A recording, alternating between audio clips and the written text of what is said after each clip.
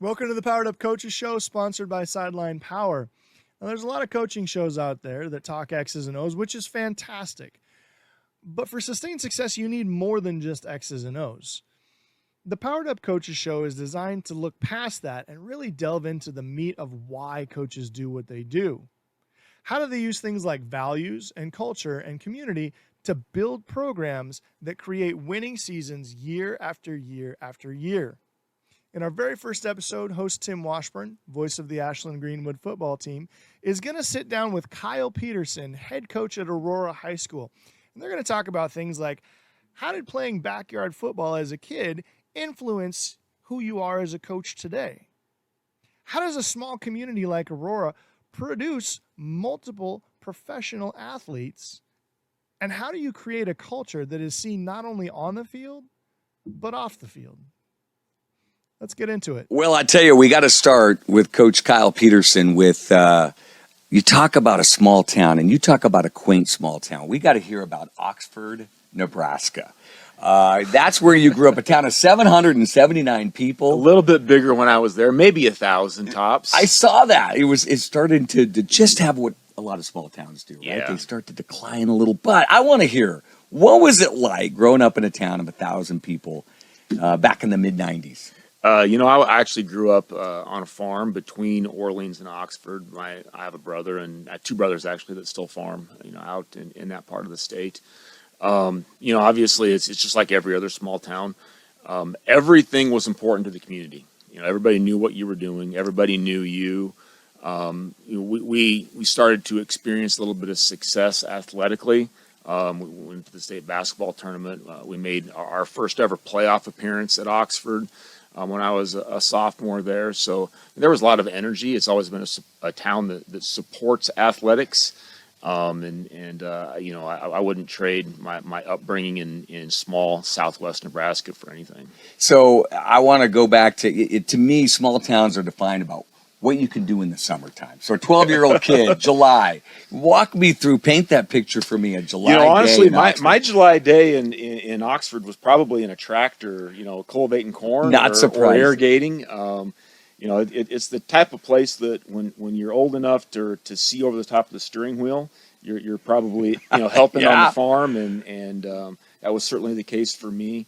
I know a lot of kids that, went to the pool every day, but that wasn't my experience. My experience was, laying irrigation pipe and changing gates and a lot of hours behind the wheel of a tractor. I was talking to Coach Ryan Thompson, who coaches at Ashland Greenwood. He said there was still a lot of playground football. Kids would get out. It was kind of still before the day where you'd sit on the PlayStation.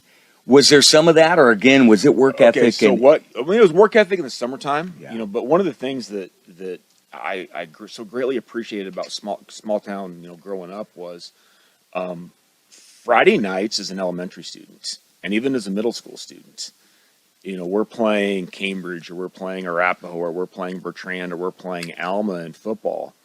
But the elementary kids and the middle school kids aren't watching the game. They're out on the practice field behind the field, playing their own game against the kids from Alma and the kids from Cambridge, and there was. It was a tackle, or no, it was full tackle football, and there were bloody noses, and there were ripped T-shirts and sweatshirts, and I actually kind of miss that because unfortunately today we can't get away with those types of things, but those were some of my greatest memories actually from growing up. The falls when I was a little kid was playing kind of literally, gloves off football behind the stands. Yeah, and you had those variety of age ranges too. Oh my goodness! Now, were you the alpha male? Were you the guy that was like, we're playing by these rules? I probably wasn't that way until you kind of let the upperclassmen right. Manage that and you just try to survive. I think when you're in middle elementary school, especially, just try not to get killed. You don't want to make mom too mad about the clothes you destroyed that night or whatever, or how bad the bloody nose was. Yeah. That like I said, just so many good memories from that. Oh, I could see the smile on your face, and I imagine because of those memories, Do you try to bring some of that to Aurora now? Are the kids welcome on the sideline on Friday nights and water boys We and all are of that? so yeah. We have good really our youth and our flag football program is we're very involved in that as coaches. Our high school team actually coaches our flag football program. Man. So our first, second, and third graders, we have a lot of kids. We have 2, 3, sometimes 4 flag football teams in each one of those classes, and our kids coach those teams. We practice usually on Wednesday afternoons, sometimes Sunday afternoons, and then we play on Saturday mornings. So it's a ton of fun to have our starting quarterback and our backup quarterback, each coaching a flag football team, and they're going at it on Saturday morning.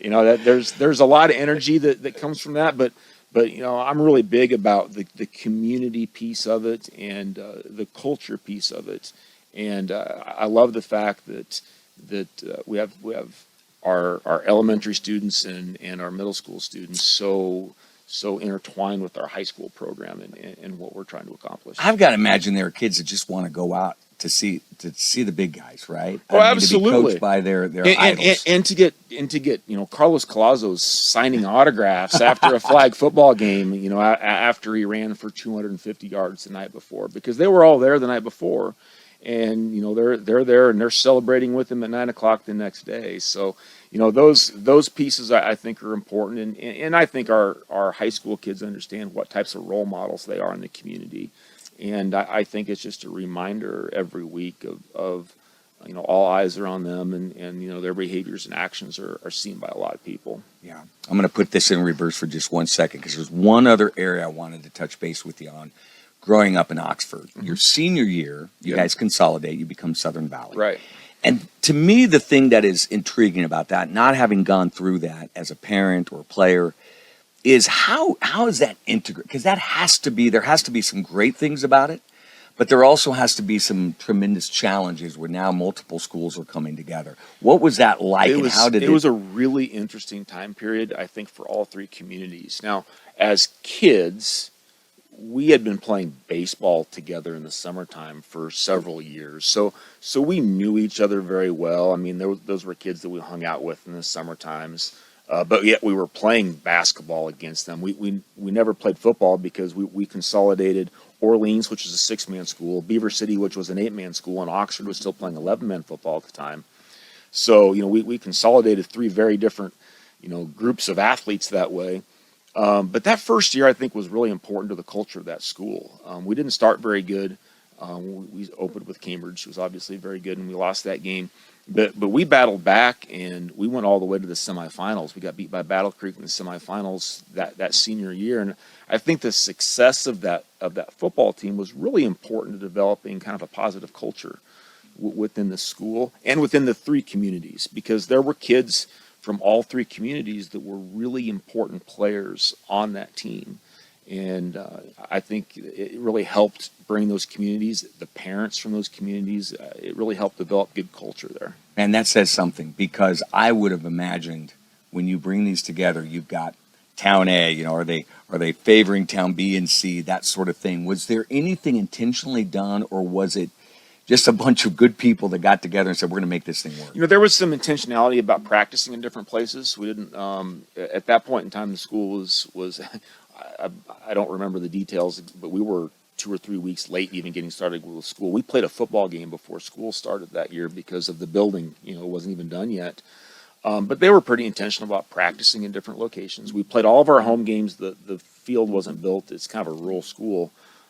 We played our games in Oxford because that was the only 11-man field. I think there was some intentionality about like how the coaches chose captains. There was a captain from all 3 schools. Smart. But I don't know that they were intentional about playing time. I think they put the best guys on the field. It just worked out really well that there were really key players that came from all 3 of those communities. So here you are. You go 4 sports. You don't see that much anymore. You were very, track. very rarely. Yeah. And I hear it all the time. I hear coaches who say, we want you playing multiple sports. Mm-hmm. And I always hear that top line statement, but I don't always hear the why. So if you were sitting down and a kid's like, hey, I just want to play 1 sport versus 2 or 3 or 4, what would be the why behind they should play multiple sports? Well, there's two reasons. One, I think that you can burn out very easily if you're playing one or two sports year round. With the one sport athletes, I see that they just get tired of playing that sport or practicing those skills every single day. I think they need a change up, a change of pace, and obviously the fact that they work different skill sets is really important. The most important thing for me, though, as a football coach, is I want my kids competing year round, because I think once you become complacent and you stop competing in anything, whatever it might be, I think you start to slip a little bit. So if you can, you don't necessarily have to be the greatest basketball player, the greatest wrestler, the greatest track athlete, but I want you to compete within that sport year round, because competition breeds competition, and I think it sharpens everybody. It makes you better as an athlete. Compete year round in whatever it is that makes you happy to do so. Well, you talk about competing. You go on to play football at Nebraska Wesleyan, and you give it 4 years. You play it. What is that perspective like for you when you've got now players who are coming in and they're thinking about, do I take that next step? Obviously, having done that, that's got to help you give them some perspective, I imagine. Yeah, it's really interesting. I'm not going to say I'm disappointed, but I'm always a little bit surprised of every year we have kids that are really good athletes that make the decision not to go on and play collegiately. And I think to some extent we're creating a culture where we're so demanding of our athletes during, especially if they're 2 and 3 sport athletes, we're so demanding of them as coaches. The expectations are so high within our community. Those kids are a little bit worn down, mentally and physically, and they're kind of just ready for the next phase of their life. But I do tell kids that when you walk off the field the last time, you will know whether or not you want to continue playing or not. When I walked off the field at Battle Creek my senior year, I knew that I wanted to continue playing. I knew that was not going to be my last football experience. I didn't want that to be my last football experience. To make it, though, collegiately, you have to love it. It's a job, isn't it? It is a job, and I don't care what level it is. If you're playing NAIA football or Division I, Power 5 football, the commitment and obviously the exposure is different at the Power 5 level, but the time commitment isn't that much different. It is a job, and you have to love it because it's different. In what way? I have really, really fond memories, and some of my deepest football memories are Friday nights in Oxford, Nebraska, or at Southern Valley High School, because those are the guys that I grew up with. Those are the guys that I knew from the time I was in kindergarten for the most part. And, those are your buddies for life. And you have great football memories with them. You have great athletic experiences with them. It's a little bit different at the college level because you haven't known those guys forever. You become family. And I'm very close with a lot of those guys that I graduated with from college. But it is a little bit different feel. The Saturday afternoon kickoff is a little bit different feel than the Friday night playing for your hometown. And we at Aurora talk an awful lot about that. You're playing for a lot of people. You're playing for a community, and you're playing for every single person that's ever graduated or put on a helmet, that had an Aurora sticker on it. So, those pieces are really important to me in our program. Let's talk about that community because, there's something about Aurora that's special. And here's proof of it. You go out in 2015. I believe in 2015 you're still in Class B, right? You make the state playoffs in 2015. Then you bounce down to C1. You win the state championship. You go back up to Class B. I mean, you're the smallest school in B, yet you play for multiple championships over a 4 or 5 year period. Won it in 08 and 09. Yeah. So there has to be something about this community that gets behind your program, because I've never seen a small school like that that's playing up in a big class have that kind of success unless everyone is bought in. We take really great pride in the consistency that we have with our program. There, obviously, championships are great, but I think what we take the most pride in from within our school, within our community, is how consistently competitive we are year in and year out. Championships are a result of having great athletes, having a little bit of luck, the ball bouncing the right way, staying healthy. a positive culture. I mean, all of those things kind of play into creating championships. But good things have to happen for that. Yeah. It's the consistency, the 20 or 21 years in a row that we've made the playoffs. Those are the things we're probably, I think, the most proud of within our community. Our community has high expectations, but we never go as coaches or teachers without. They support us in every way that we could be supported. We have great athletes. Yeah. We have a lot of the same names coming back through. You know, I've been there long enough now where some of those names are starting to cycle a little bit through. So people come back to Aurora.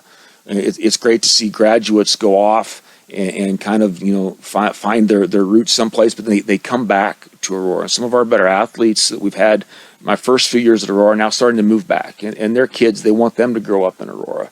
They want them to have that small town community feel. So I think all those factors play into the success. It's important to so many people. There is so much pride within the community. If it's that important, you find a way to make it successful. So how do you bring the town in? How do you get them to buy in and support what you're doing, but also keep that healthy boundary, right? As well. It's more than just winning, right? I think winning in a lot of ways is a Band-Aid. Like, it covers up a lot of things that could possibly be issues within your culture, but consistency obviously is not an accident.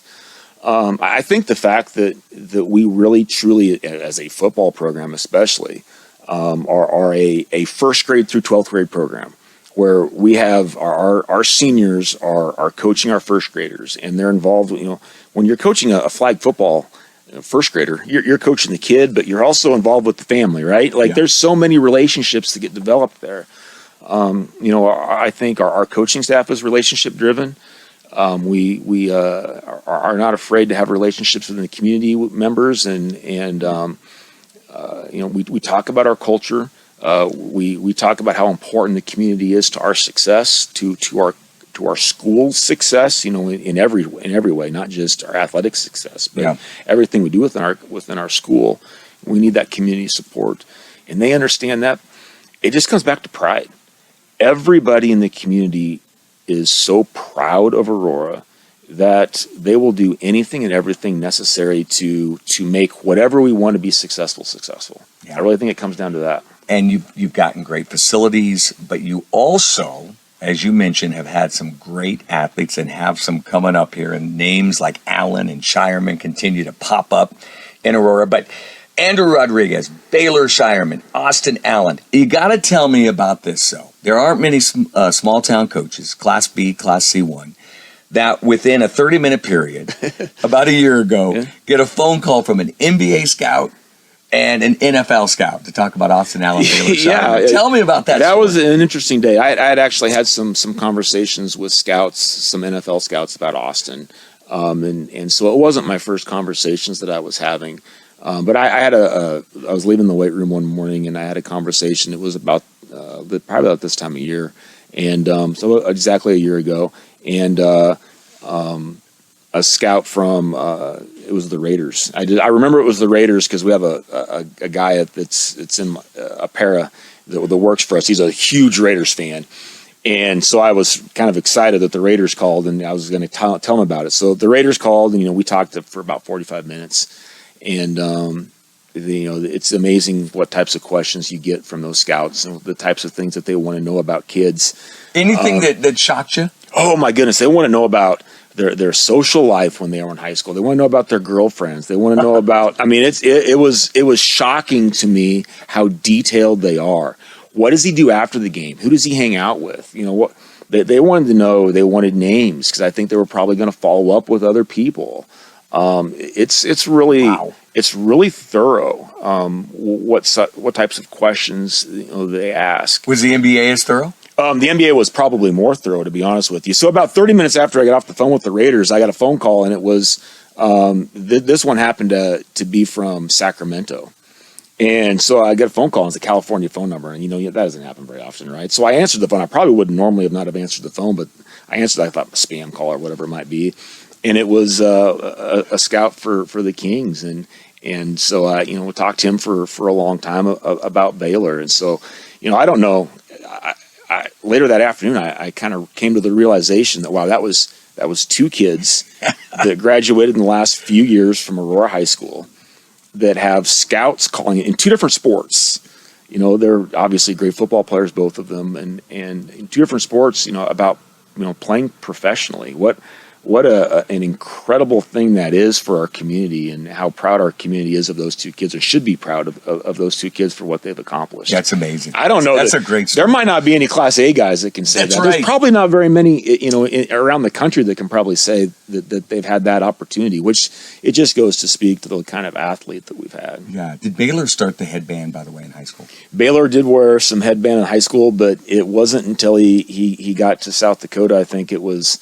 The story goes that it was COVID, and no one got a haircut during COVID, right? Right. So to keep the hair out of his face at basketball practice, he wore a headband and just kind of continued from there. Yeah. Well, what am I saying? Right. I haven't had to wear my haircut in years. Yeah, me either. But I've always been curious about this. Now I'm going to interview Paul Amanji too next week.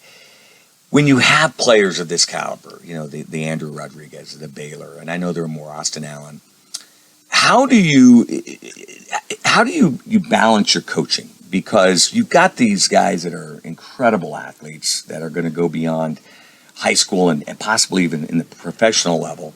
Then you've got that lunch pail guy, right? Maybe doesn't have quite the skills. Do you change your coaching, or is it the same approach for every single player, no matter how skilled they are? Our philosophy as a football program, there's obviously a few things that we could probably talk about, but one of the most important things to me, and we talk about it every single day, it's team above self always. So we are a team first mentality in absolutely everything that we do. So we treated Baylor Shireman no different than we treated anybody else that played with him. Those guys, ironically, Austin and Andrew and Baylor and a lot of our other guys that have been really great players for us, they were some of the best teammates that we've ever had. And I think that goes to speak to culture a little bit, that goes to speak to community. But those guys were great teammates to their teammates. Like, they were the greatest supporters of their teammates. They were the guys that went above and beyond and made their teammates better. So I not only do you not coach them different, you don't coach them harder, you're not easier on them, but I think that you try to help those kids understand how important team success is to their individual success. I've always felt like if you have team success, individual success is going to be like it's just a byproduct of it, right? So we really, I think, have always preached that. But our greatest athletes have always been some of the greatest teammates that we've had, which is maybe we're just fortunate. Maybe that's not that way every place, but that's been my experience at Aurora. But I think that kind of comes back to culture that's been established. Yeah, and I'm definitely got some questions for you on culture. But before we get there, you teach psychology and government in high school. We had a great conversation before we went on. How much does psychology and that background in psychology help you as a football coach? Well, coaching and teaching are, in my opinion, all about relationships and how you can formulate a relationship with every single student and every single athlete that you have. And, kids are so diverse in their backgrounds and their family backgrounds and all those dynamics that come into play. So, learning how to develop a relationship with every single one of those kids is a challenge, but yet it's kind of a fun challenge, I think, for us as teachers and coaches. I think any psychology background or sociology background that you might have can only help foster those relationships. And, you know a little bit about how to handle different situations, maybe better. Like I said, I don't know specifically that I can give you an example of how it's helped. Yeah. But I know that it's all about relationships and ultimately knowing kids and knowing people is how you foster relationships. Well, you talk about relationships. You've had some great ones.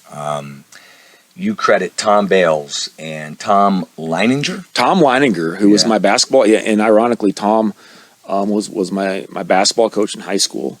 and then he moved on to a couple different places, went to Ogallala, and then a few years ago came back to Aurora as the basketball coach there. He's no longer coaching now, but he's still teaching science down the hallway. And so it's kind of ironic that he actually grew up as a neighbor kind of to him, when I was in high school, and now he and his family have moved back to Aurora. So kind of come full circle there a little bit. Tom Bales was a football coach and business teacher at Oxford.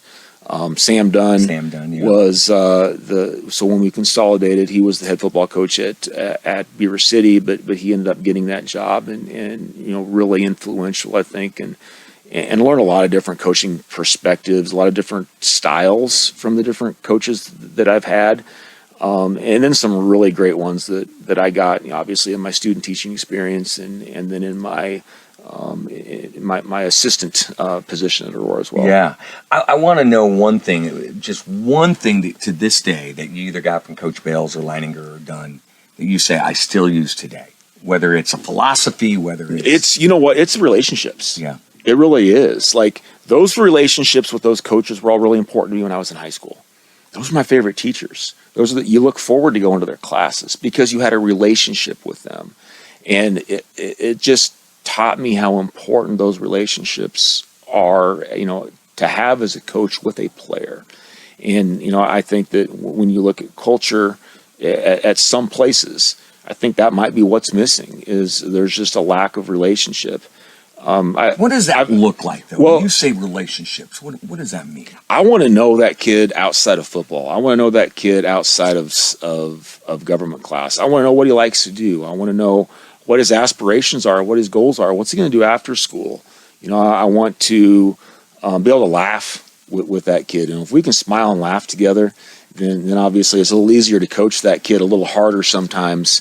They need to know that, and we talk about this word a lot within our program, love. And, love, I think to some people is a soft word. I think it's a hard word. I think love is a tough word. And we love our kids and we want to show them love, but you have to develop great relationships to have love for somebody. And if you love them and they know that you love them, they're gonna run through a wall for you. And that's ultimately, I think, a big part of our culture. Yeah, and hence a lot of success and a lot of buy-in. I've got to ask you, though, about Randy Hubert, because you also said he was a tremendous mentor. Anything specifically stand out? You say, boy, I still use this today. I've learned from a coaching standpoint almost everything from Randy. I worked for him for 14 years at Aurora, and one of the first things, I guess, he taught me so much about X's and O's, about the use of formation. Something that not a lot of people were doing at that point in time, and we did a lot of stuff changing formations from week to week, and from an X's and O's standpoint, I really he gave me an awful lot of rope to go out and find and integrate some things that I loved and liked, but it was really just the background knowledge that he provided in that was influential and still is to this day in what we do at Aurora. He was all about treating kids in a positive way. His philosophy that we had at Aurora is still my main philosophy. It's about some of my main goal every single year. Every kid that comes out for football will have a positive experience, and they will be grateful that they played football for Aurora when they graduate from high school. And what that means for every single kid is different. Mm-hmm. A positive experience for your starting quarterback is going to be a different experience than the freshman guard that obviously doesn't get to play very much, or he's getting beat up on scout team. But we want every single one of those kids to have a positive experience from football, and and finding a way to make that experience positive, finding the role for that kid, finding a way of helping that kid embrace that role and become the best that they can be at that role, whether it's a scout team player or whether it's the running back is going to carry the ball 25 times a game. If you have a positive experience from football, then obviously I think that's going to take you a long ways. And that's from Randy, probably the most important thing that I learned. You talk about an abundance mentality versus scarcity. That is an abundance mentality without a doubt. Now we're going to get to some how-tos, all right? You're going to play the role of teacher here, which you do very well. First one, and I had a very good source who told me about this last night, a guy named Bob Jensen. Yeah. And he said, boy, he's one of the smartest guys, so ask him, how do you build a house? I understand you built your own house. Well, part of it, yeah. I helped my father-in-law, but yeah, we've done some. I love construction. Okay. You know, I when you're a farm kid and you grow up on the farm, you're a jack of all trades, right? You can weld and you can do a little bit of everything. And construction has always been, really, really interesting to me. I've gotten more into like fine carpentry. Like I build a lot of furniture, and I love that. I think every person has a creative side. It's just a matter of how does that come out in that person. And for me, it's been woodworking and carpentry. Just in general is kind of how I like to create. I love it. And it's so funny. I mentioned his name before, right? But Coach Thompson here in Ashland Greenwood. Same thing. He said, if I weren't a coach, I'd be a carpenter. Yeah. Absolutely loves it. So there must be something there. The wheels are turning, creating. I love the process of, I don't really know, especially when I'm building furniture.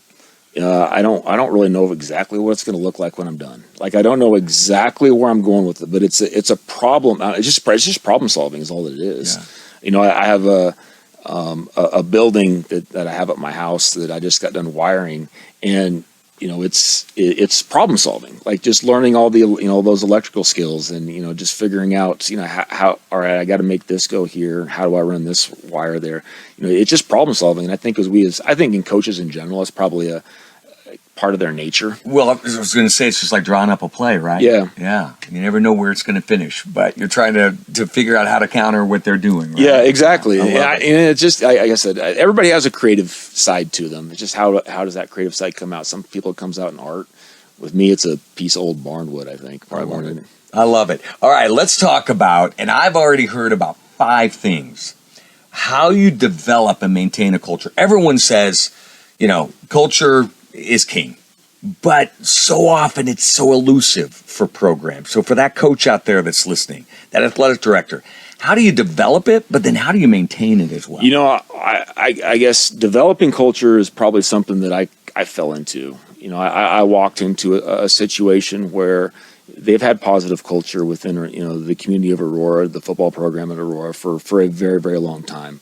You can go back to the Jack Gugamas era, and obviously through Randy Hubert, and there's been a culture of success there for a very long time. So, how do you build it? I don't know that I can speak to that, in great detail. Maintaining it, though, is something that we are aware of and we're consciously doing every single day. I think the fact that we view our football program especially as a first grade through 12th grade program, where our high school kids understand their role as role models in the community and to our youth, but they're actively involved and engaged with them, whether they're coaching camp or whether they're coaching their games or whatever it might be. I think that creates energy for your program. And I think energy is a really important thing to have, within your culture. Positive energy is important to have. That's something that we talk about a lot with our high school kids, but that trickles down, I think, to all phases. We're integral in our youth tackle program. Yeah. We, as high school coaches, we help coach those kids. We put on clinics for our youth coaches that they have to attend in order to coach those kids, and we are preaching to those coaches at that level. The most important thing is a positive experience, because ultimately, football is a numbers game, and if you have a positive experience as a 4th grader, you're going to come out as a 5th grader. If you have a positive experience as a 5th grader, you're going to come out as a 6th grader, so on and so forth. And it's my belief that if we get you as a freshman, we're going to keep you. And that's, that helps with the numbers game. And that's helped keep, football, I think in general, the numbers have been declining nationally. But we haven't experienced that as much. And I think in large part it comes down to that. If you give kids a positive experience from a young age, and they love the sports, they love the people and the relationships that they develop, they're going to continue to come out. Yeah. What's your roster number now? We'll be right around 70. Yeah. So, and by the way, you just knocked it out with culture, and you've defined it in so many different ways, so many pieces. The other thing I thought about too is that kid that you talked about earlier who might never go beyond that scout team player, but the value that he feels. Look, if he stays in that community, he's going to make sure his kid understands, look, you're going to be taken care of, you're going to be valued, it doesn't matter what level, and he's going to be just as bought in as that kid who started on both sides of the football. If you want to go to any program, I honestly believe this, any program across the country, college, middle school, whatever it might be, every program, if you have seniors that are in your program that are not regular players, that are scout team players, but yet completely have bought into that role and understand how important they are to the success of our team, you're only as good as your scout team. Mm-hmm. And if they understand that and they're practicing hard every day and they're giving you their greatest effort every day, you can judge the culture of a program based on the number of seniors that are giving great effort on scout team. I truly believe that. If there's one judge, if there's one litmus test for culture, that's it. Absolutely love that. But now next toughie for you, because this is the other thing. Can you develop team? If you've got guys that are not cohesive, how do you develop team? Because that's the other thing. In every team I look at, they're close. There really is a brotherhood, that teams that succeed. So how do you do that as well? Well, you have to define roles within your team, and I think as long as everybody understands their role and how they play an integral part to the success, you become a team. It's when maybe you don't understand your role, or maybe you want a role that probably isn't what's in the best interest of the team. That's when we call them cancers can occur within a program or within a team. And, at that point in time, then you have to have conversations with those kids, and you have to say, you are incredibly important to our success, but it's going to be in this role. And if you can buy into that, then we're going to be better because of you. And you got to make them believe that, because it's the truth. It really is the truth. You have to have every single one of those roles to really reach your fullest potential as a team. You need to do things outside of football with your kids, and we see that with Nebraska right now. Right? Yeah, you have to you have to do things that are not football related. Again, to some extent, that's why I love multi-sport athletes, because they're doing multiple things with these kids. Mm-hmm. They're supporting themselves. They're supporting their teammates in other sports. And one of the things that we did as a track program, you want to talk about supporting team, our track kids. A lot of times track and soccer kind of butt heads, right? Like they're fighting for the same athletes. Well, as a track program, actually, we took practice off one day here a few weeks ago, and we just went down to the soccer game as a team and supported them. Talk about community culture. I mean, to some extent, that's what we're obviously trying to develop there. But they were working together to develop chants in the soccer. All those student body type things that sometimes our athletes, they miss out on those experiences. They had that experience. So there was some team development there. Anything you can do outside of your sport, where your kids are forced to be together. I've always felt like for years, now that we've dropped classification, we have to do it, but we've spent so many years on a bus driving to Scottsbluff and to Alliance and to Sydney, and those 6-hour bus rides, those are some of the best team bonding moments that you're ever going to get. I'll bet. And when you think back into my college experience, those were some of my favorite college experiences were the overnight road trips. So, any way that you can, outside of the game, outside of practice, where you can foster relationships with each other, that helps develop team. So now we've talked about all of the amazing successes, and your program is envied by a lot, I can assure you of that. But tell me about your biggest disappointment that you learned from as a coach? You talk about, there's probably a couple things I can think about here. We talked about Randy Hubert a while back, and in 2000, I believe it was 2003. So I was a young assistant, and we had a rough. We had just come off an 11-1 season. We got beat in the semifinals, and we graduated our whole team. We had some talented kids coming, but they were really young, and we had some injuries really, really early in the season, and that team was going to be the first team in a while, and the first team since, to miss the playoffs. What I learned from Coach Hubert was how you can take that disappointment and you can make it a positive for those kids, and ultimately it still came down to a positive experience. And we coached those kids, and we kept coaching those kids. We coached our young kids. We had a lot of sophomores on the field. And we were ending the year that year. We knew we weren't going to make the playoffs. Our season was over. We were 1-7. And York, who is a very big rival just down the road, was 7-1. And they were going to make a very deep postseason. I think they got beat in the semifinals that year. And all of the disappointment from the entire season, and all the disappointment from our kids and from our coaches that we had experienced, like everything came together that night. And we beat them like 48-7. It wasn't even a close game, and they went on to play in the semifinals. But I learned so much as a coach from that year and that experience, where you can turn disappointment with a positive attitude. You can turn all that disappointment into success. Now, it doesn't mean that you're always going to win that last game. That was kind of a poetic ending to it, probably in a lot of ways.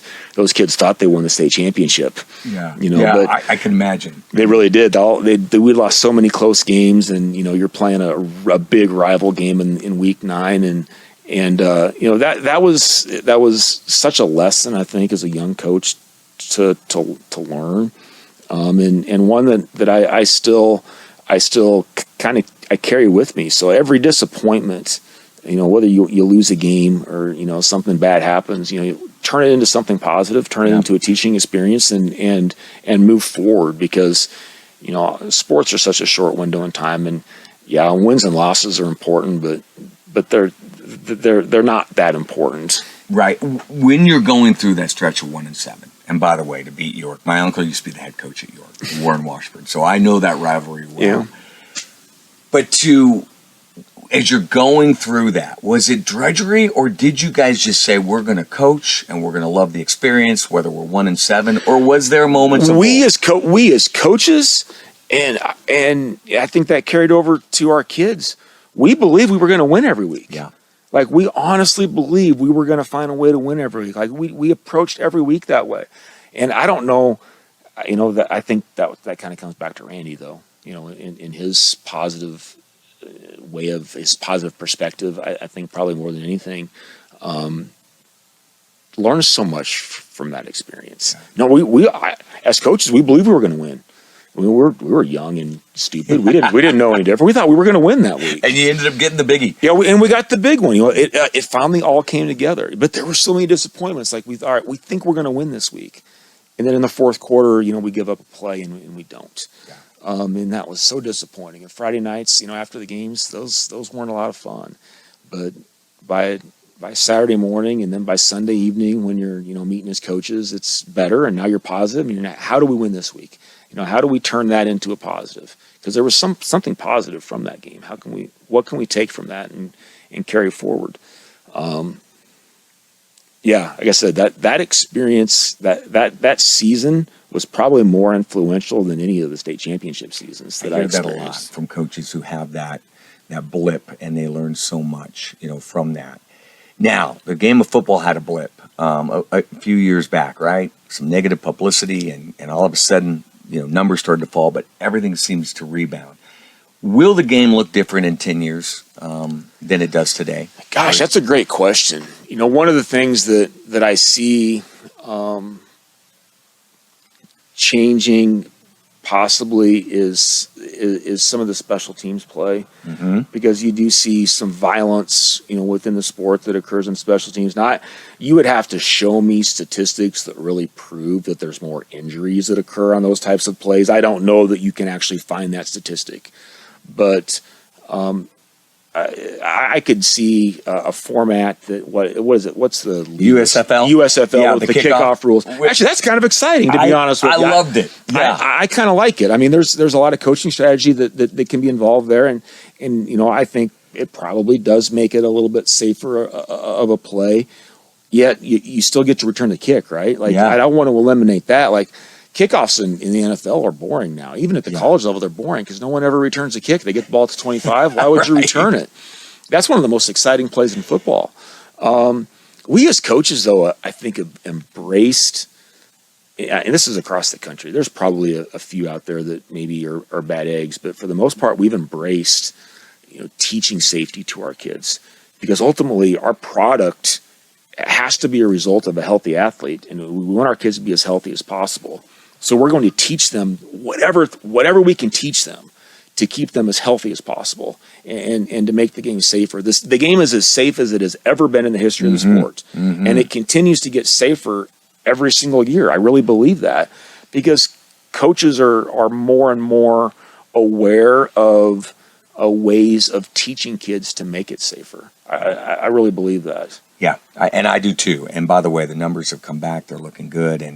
And by the football is such an important sport for a number of our kids to play.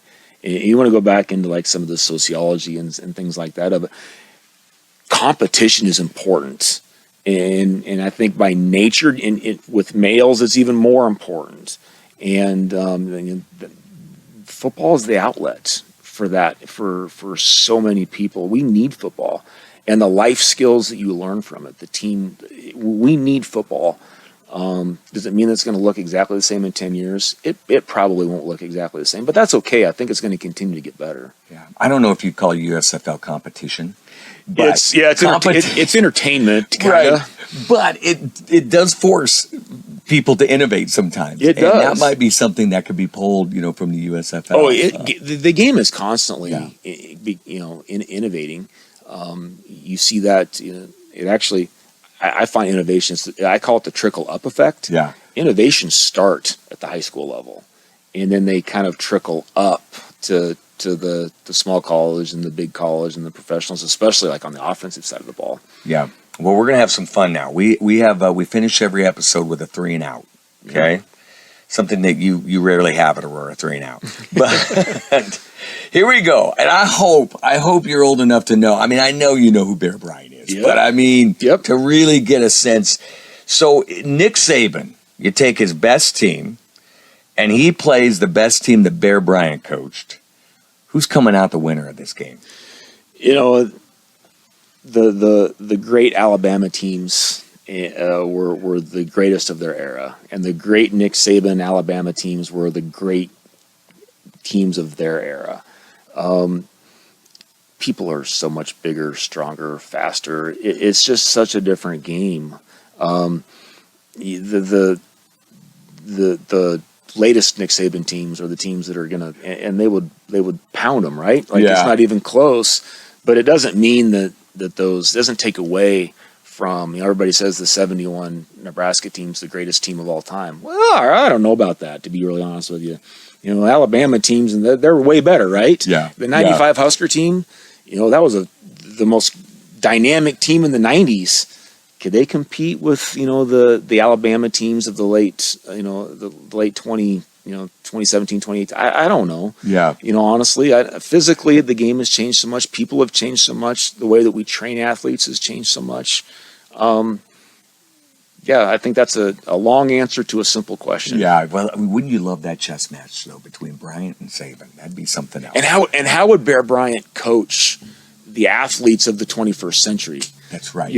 He was coaching athletes and getting the best out of his athletes from his era and those generations of kids. Yeah. You would coach. I would guess you would probably coach kids a little bit differently, and the innovation would be a little bit different if you had the size and the speed and the dynamics of the kids now. Well, I know a lot of people are going to say you're just saying Saban because one of your players could probably end up at Alabama someday. So, all right, you got to pick one place to travel to. One place. Money's not an option. Geography's not. You can get there anyway. Where's the place you are going to travel to? I love, my wife and I really like to travel. Actually, we were in Mexico just a few weeks ago in Cancun just for a little getaway. We love to hike. We love traveling to the mountains. I'm a huge mountain guy. I love that.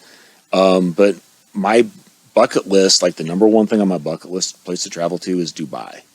Oh, wow. Tell me now, I got to know more about that. Dubai, it's just the Arab part of the world kind of fascinates me a little bit. The money, the flash, that piece. I have an assistant coach that actually has been there, and it's just I think such a different part of the world that I just want to go and experience it. Yeah, they've got cities that they're just going to build. They're what was a desert. What was a desert 20, 30 years ago is now one of the largest cities, metropolises in the world. And I don't necessarily I've been to Las Vegas once. I was just going to say, like Las Vegas. I don't like Las Vegas, but maybe Dubai would be the same thing. Maybe I'll be disappointed once I go there, but it's always been a bucket list place, and it's been really high on it. Last one, 3 and out. Listen, great concessions at Husker games. You got Renza, which my 17-year-old is like, he has 2 every game. Yep. You got the Fairbury brand hot dogs. Yeah. And you got Valentino's. Yep. What is the one meal that you would say we got to have at Memorial Stadium outside of those 3? Oh, outside of those 3, because it was going to be Valentino's Pizza. You're picking Val's over those. Huge Valentino's Pizza guy. The pepperoni at Val's is my favorite. Oh. Yeah, that's my favorite pizza. I don't think there's any other pizza that's as good as Val's. No. It's just we just can't get it. It's not close enough. And I growing up, in Southwest Nebraska. You have to drive 45 minutes to a fast food restaurant. So when I came to Lincoln, to Nebraska Wesleyan, the idea, the access was just life changing for me. As a freshman, 15. As a freshman, yeah. So. But one of the things that we always did as a football team is a lot of us always went to Valentino's on Thursday nights after practice. So I just, goodness gracious, that buffet, something that they got hit an awful lot in my early years. They lost money on you guys. I guarantee you. Yeah, that was such a, so you know what? It's the Valentino's pizza and a Mountain Dew probably. I like it. I like it. You know what? We just reshaped the question, but it's a good answer. So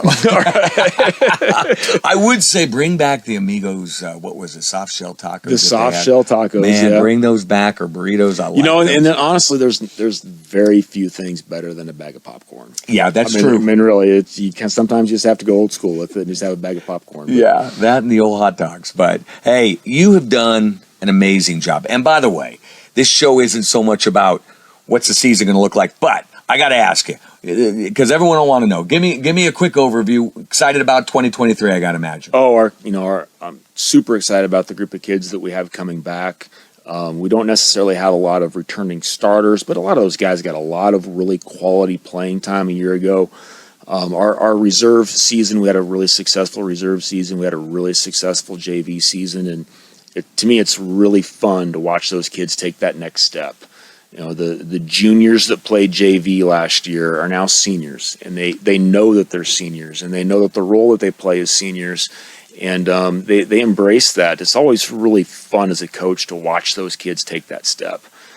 We have some talented kids. I really like our line of scrimmage.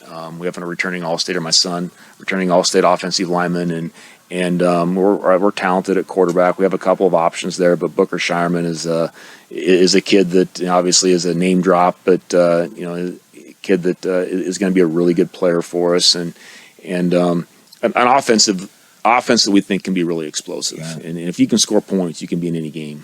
Coach, I'm sorry. I cannot let this go because I should have asked you this. What is it like to coach your son? And how do you balance? I always like to ask dad coaches, how do you balance between making sure you're not overly hard on him and you do treat him like any other player? Is that a struggle? Yeah, I think probably to some extent it is. I think the most important thing is to try your very best to not have football conversations. Yeah. Outside of football, and kind of what happens at practice is practice, and what is at home, and is at home. The only probably crossover, and I think we try to do a pretty good job of that. Kellen has, we have a lot of conversation outside of that doesn't involve football. And but that's his passion too, and so sometimes that's hard. Yeah, it's probably become a little bit more now that he's going to be a senior. So there's some recruiting things that are starting to come up, and so now that's kind of where you're seeing a lot more crossover between football coach and dad than probably I'd like. But it's a fine line that you do have to balance. You got to promise me one thing. Just make sure, and I know you, and I know I've gotten to know you here over the last hour, I should say, and I think your perspective would be great, but enjoy every second of that. That is a special thing to be able to do. It is, and I guess I did realize I've had the opportunity to hug my son on the medal stand, 3 years in a row now, and my goodness, what an incredible experience that is for him, and something that so few dads or coaches have had the opportunity to do. So that's really special, and it's been a really unique I think experience for both of us. Yeah. Well, I'll tell you, this has been fascinating, fun, and having a son that plays for Ashland Greenwood, just make sure you take it easy on him. Yeah, it's going to be such a fun game. I have so much respect for Coach Thompson and that program, and it's always it's going to be a blast. Well, Barry Kitchell and I do broadcasting, and we'll be at Aurora that night broadcasting that night. We have so much background on you now. It's just going to be an easy broadcast. So anyway, congrats on your success, and thanks for doing the show today. Hey, thank you very much for having me. You bet.